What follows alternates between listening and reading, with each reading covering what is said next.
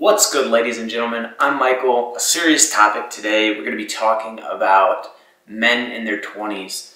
I'm about halfway through my 20s at this point. I'm 25, and it has just turned year 2024. And I'm just going to be sharing my experience / observation of men in their 20s, because maybe there is a guy in their 20s that's going through something, and this video may help him. Maybe, it's a girl and she perhaps isn't going through the same thing, but she wasn't aware of, these common experiences. And so she's more enlightened to the idea of what's going on. Or maybe it helps somebody else in some other way. Nevertheless, talking about men in their 20s, if I had to describe it in one word, it would unfortunately be lonely. And I think that I would describe it in that way because, talking about myself, I feel pressure to know what I want to do, and I'm not so sure that I do. And if I don't know what I want to do, how am I supposed to know how to get there, right? It's like, okay, I'll meet you there at 5, and you have no idea where you're meeting this person at. So you don't even know how to get there. That might have been a bad analogy. But I think that this is a common experience among men in their 20s. And I think that it's a common experience because I find that around this age, a lot of men pick up bad habits. And part of it could be the environment, like, going to college, having more freedom and kind of exploring, or maybe they have all this pent up or residual anger at the world from high school, or insecurities. So, that could be a part of it, past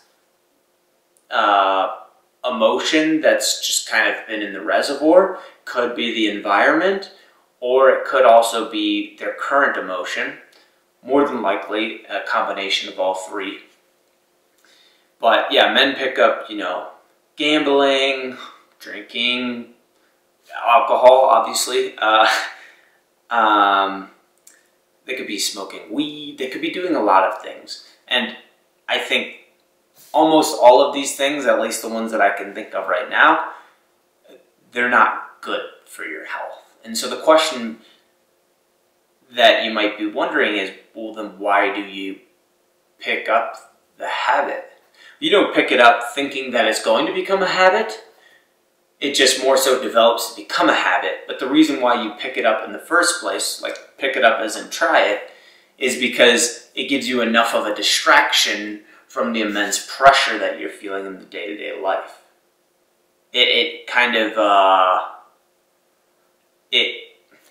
People will say it takes the edge off, right?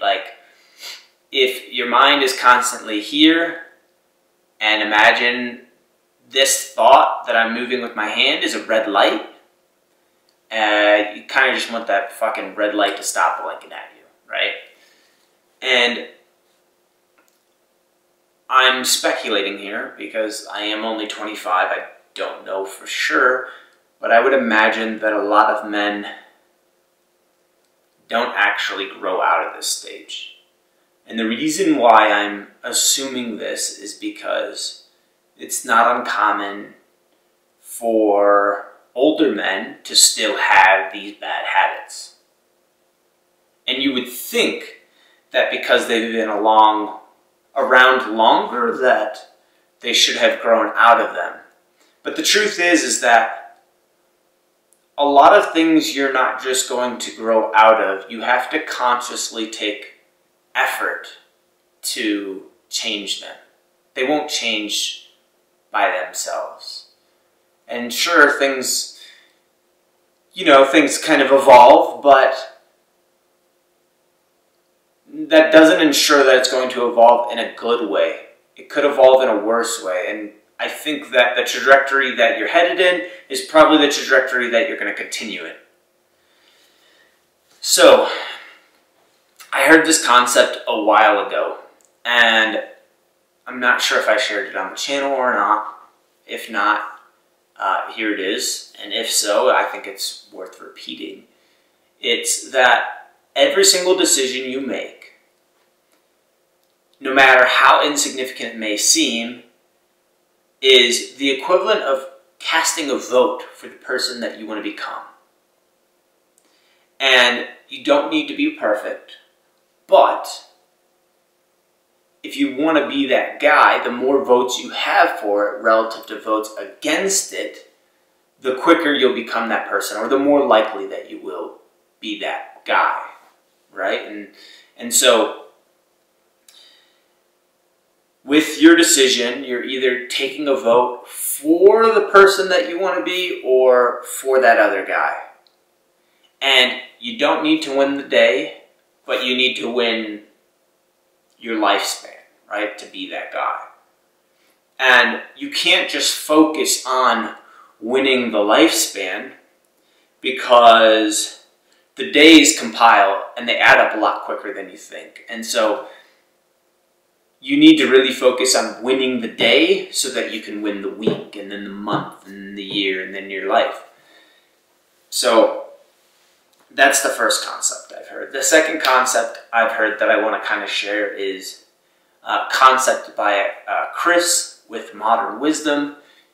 And he talks about how most people that he would describe as successful, not necessarily in business, but successful in life, that you could look at and admire in some sort of respect, they've gone through what he calls the lonely chapter.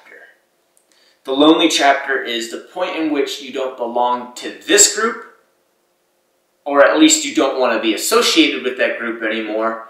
And so you're striving to become this guy, but you don't yet fit in this other group. And so you're kind of in this area where you feel like you're by yourself. And kind of tying back into what I said earlier, it's that, like, if you want to change your life, you have to change your life, right? Like, Joe Rogan has this concept that, like, pretend like you're the main character in the movie and your life just frickin' sucks, right? Maybe it's better than that. I hope that it is.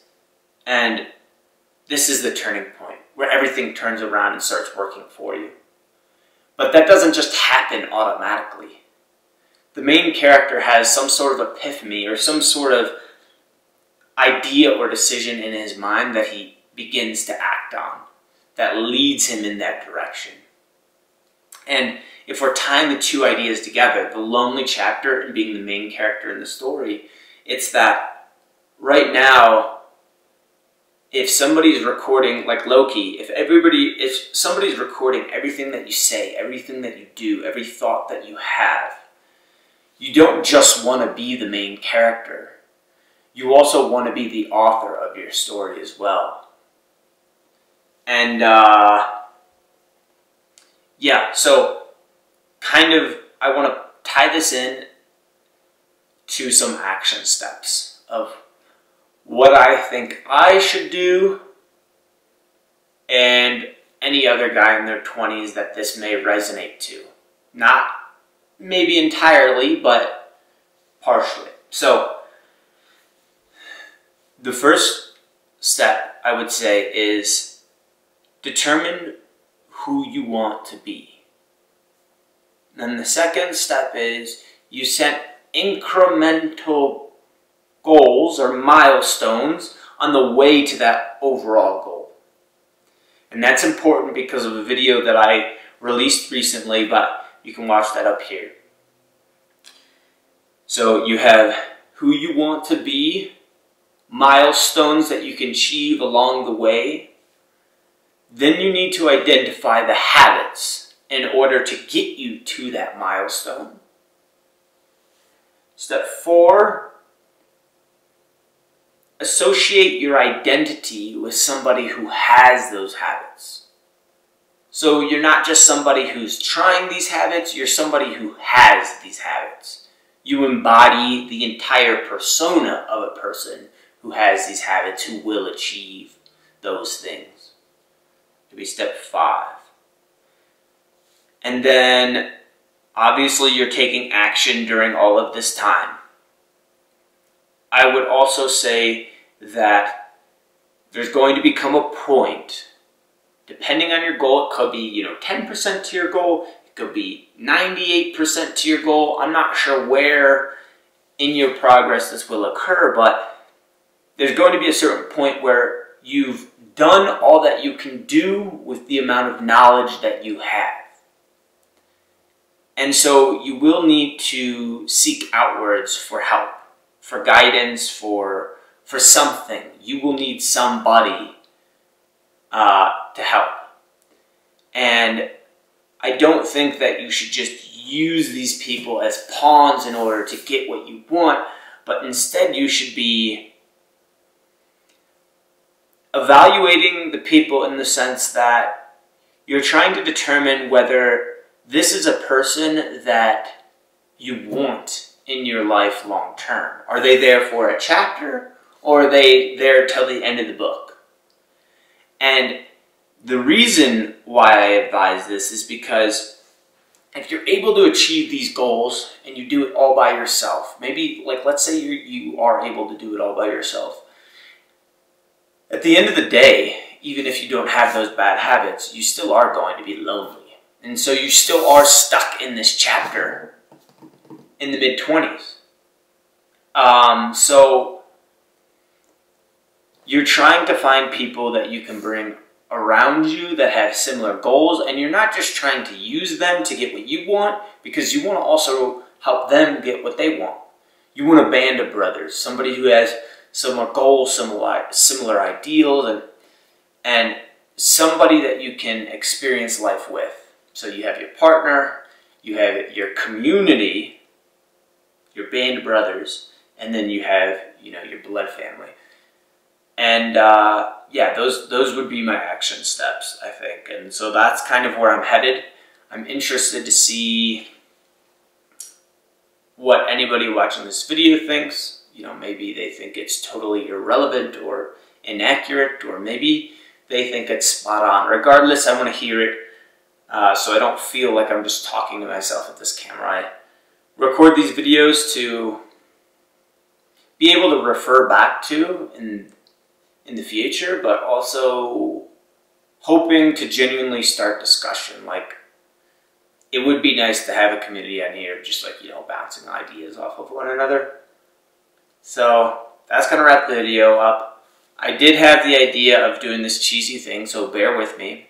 This is just water, and it's almost empty because this is take 2 of this video. I wanted to do a cheers because it's January 1st. Oh my god, I'm making myself cringe. Cheers to year 2024, the year of you. Told you it was going to be cringy, and it didn't make it any less cringy, warning you ahead of time. But it doesn't matter whether this is year 2024 or not. It doesn't matter whether it's the middle of the year. The point is that if you want to be somebody, you have to be the person who does those things. And that's a very poor way of just saying that you have to take control of your life. Nobody's going to give you what you want as far as being who you want to be. And so, year 2024, let's turn the tables. Let's turn the tables. I don't know where to end this video, so I'm going to end it here. That's all I got for this video, guys. See you in the next one. Peace, elites.